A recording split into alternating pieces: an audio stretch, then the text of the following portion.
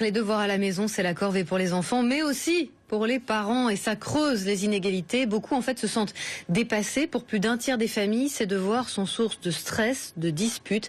Elle voudrait en fait qu'ils soient bouclés à l'école. Véronique Fèvre avec Julien Migaud-Muller et Guillaume Bernard. Entre 1 et 2 heures par jour, c'est le temps consacré par les élèves de collège aux devoirs. Majoritairement, les parents aident leurs enfants, mais pas plus de 15 minutes pour la moitié d'entre eux. Entre un quart d'heure et une demi-heure pour 37%. Pas simple pour tout le monde. Il faut rentrer, on passe du temps, donc pas de temps pour le plaisir, pas de temps pour les loisirs. Si 36% des parents voient le travail à la maison comme un moment de partage, pour 26% d'entre eux, c'est plutôt une source de stress, de disputes, voire pour 9% une source d'angoisse. Les adultes, ils ont une ancienne méthode que nous, qu'on ne connaît pas et qu'on n'a jamais connue. Il y a des leçons, on a malheureusement entre mon siècle et son siècle, il y a des méthodes différentes, on ne connaît pas comment ça fonctionne. C'est une perte de temps pour les parents, une perte d'énergie.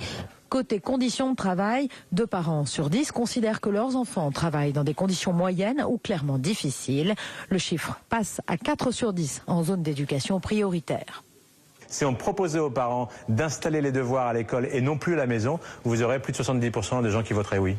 Enfin, que feraient les familles de ce temps qui serait libéré? La grande majorité, 46%, en profiterait pour passer du temps ensemble. Une tendance encore plus marquée en province qu'à Paris. À l'étranger, Hong Kong n'avait pas connu ça depuis son retour.